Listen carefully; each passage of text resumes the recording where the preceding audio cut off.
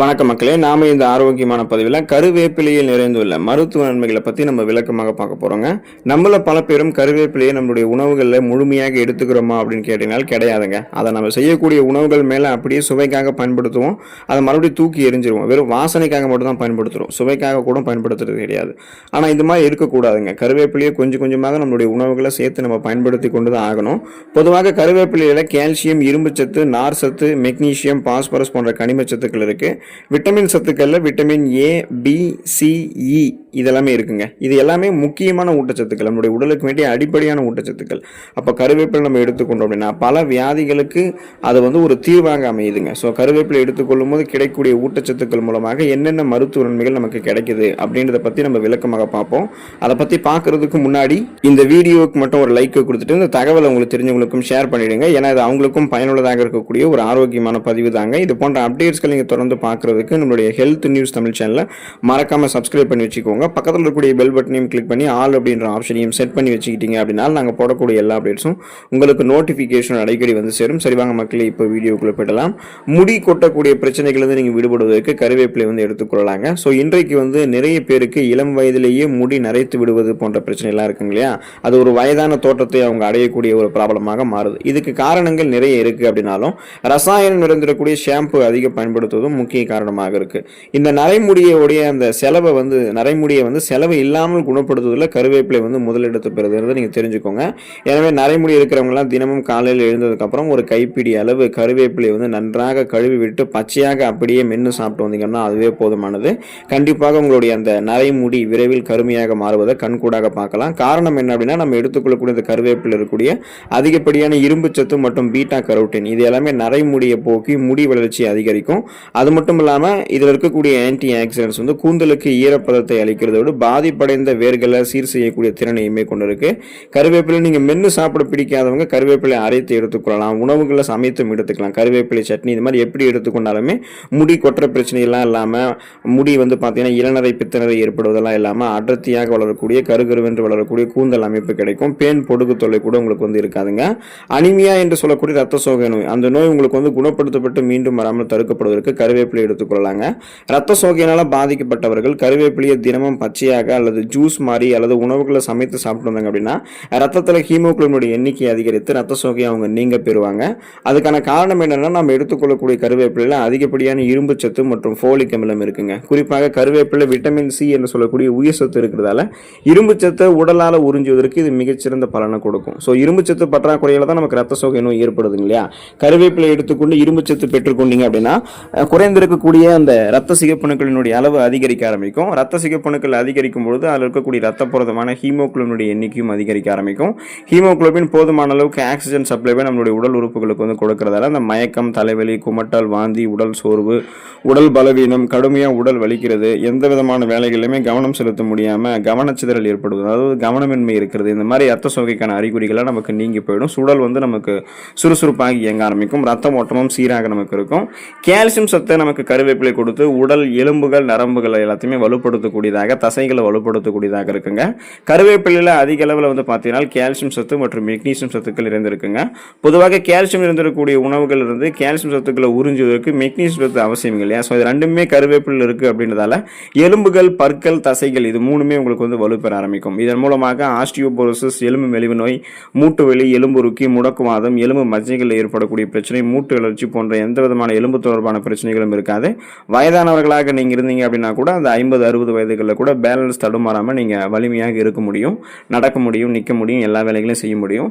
இன்னும் குறிப்பாக அந்த தசைகளில் வளர்ச்சி தடைப்பாடு ஏற்படுவது, தசை பிடிப்பு, தசைகள் தளர்ந்து போகிறது, தசை தளர்ந்து போகிறதோடு சேர்ந்து தசைகளில் பார்த்தீங்கன்னா உங்களுக்கு அடிக்கடி குறிப்பாக பார்த்தீங்கன்னா இறுக்கி போகக்கூடிய தன்மை எல்லாம் இருக்கும்.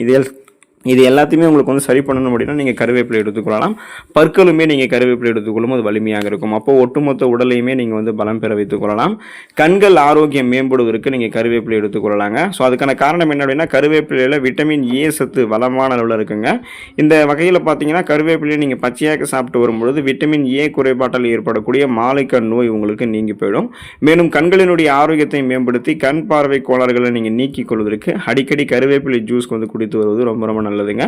ஸோ முக்கியமான வயதான காலத்தில் வந்து பார்த்தீங்கன்னா கருவேப்பிலை ஜூஸ் வந்து நீங்கள் எடுத்துக்கிட்டீங்க அப்படின்னா அந்த பார்வை கோளாறுகளை தடுக்கிறதோடு முதுமையில் ஏற்படக்கூடிய கண் புரையினுடைய தாக்கத்தை வந்து நம்ம தடுத்து கொள்ளலாம், இப்போவே வராமல் தடுத்து கொள்ளலாம்.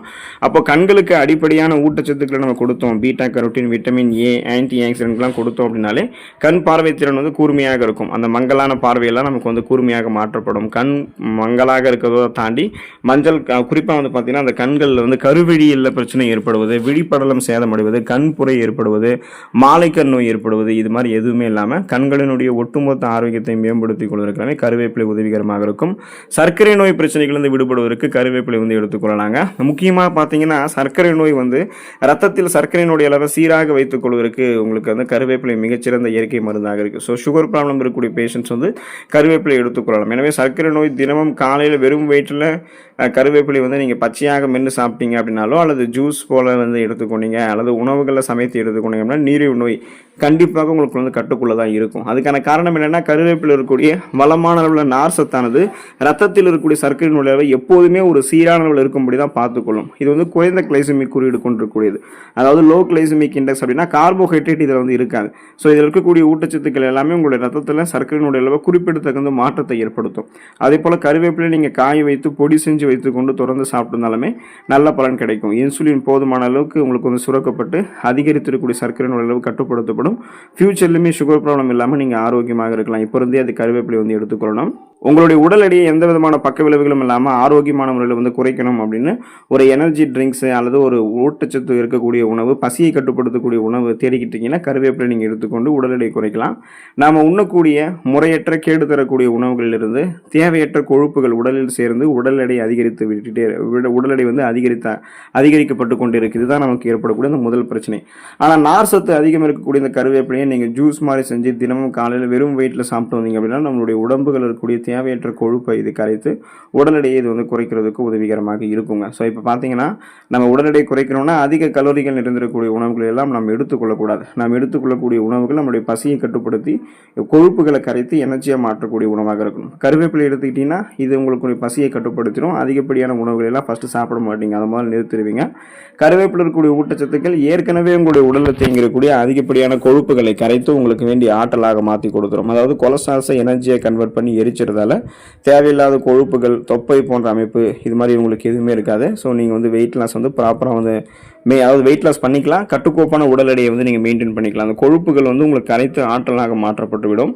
இதயம் ஆரோக்கியமாக இருக்கிறதுக்கு நீங்கள் கருவேப்பிலை எடுத்துக்கொள்ளலாங்க. உடலினுடைய அனைத்து உறுப்புகளுக்குமே ரத்தத்தை பாய்ச்சக்கூடிய உறுப்பாக இதயம் இருக்குது. ஸோ இப்படிப்பட்ட இதயத்தில் சிலருக்கு அடைப்பு ஏற்பட்டு இதய நோய்கள் ஏற்படுதுங்க இல்லையா, அந்த வகையில் இது கருவேப்பிலை வந்து நீங்கள் எடுத்துக்கொண்டீங்கன்னா இதய தசைகளை நல்லா வலுப்பெற வைத்துக் கொள்ளலாம். இதயம் சம்பந்தமான நோய்களில் ஏற்படாமல் தடுக்கலாம். முக்கியமாக கருவேப்பிலை ரத்த நாளங்களில் படிந்து கொண்டு தீங்கு விளைவிக்கக்கூடிய அந்த கொழுப்புகளால் இதயத்திற்கு செல்லக்கூடிய ரத்த ஓட்டம் தடுக்கக்கூடிய அந்த வேலை இருக்குங்க இல்லையா, அதை வந்து கருவேப்பிலை வந்து சரி பண்ணிவிடுங்க. ஸோ அதாவது கெட்ட கொழுப்புகள் அகற்றி தடைப்பட்ட ரத்தத்தை இதயத்துக்கு சீரான அளவில் கருவேப்பிலை வந்து கொடுக்கும். இதனால் நல்ல கொழுப்பு மட்டும்தான் இதயத்துக்கு இருக்கும், கெட்ட கொழுப்பெல்லாம் குறைக்கப்படும். அப்போது ரத்த ஓட்டம் கிடைக்கும் போது இதய துடிப்பு சீரான அளவில் இருக்கிறதால மாரடைப்பு, பக்கவாதம், இதய தமனிகளில் வீக்கம் ஏற்படுதல், இதய தசைகள் வலுவிழந்து பொங்குதல் போன்ற எந்த பக்க விளைவுகளுமே உங்களுக்கு வந்து ஏற்படாது. எனவே வாரம் 2 முறையாவது வெறும் வயிற்றில் கருவேப்பிலை சாப்பிட்டு வந்தீங்க அப்படின்னா அந்த ரத்த நாளங்களில் படிந்திருக்கக்கூடிய கெட்ட கொழுப்புகளை குறைச்சிட்டு இதயத்தை ஆரோக்கியமாக பராமரித்துக் கொள்ளலாம். அந்த நரம்புகளில் இறுக்கங்கள் ஏற்பட்டு ரத்த அழுத்தம் ஏற்படுவதையும் சரி பண்ணிக்கலாம். ஸோ அந்த இறுக்கங்களை தளர்த்தி ரத்த ஓட்டத்தை பாய்ச்சி சுறுசுறுப்பாக இயங்கலாம்.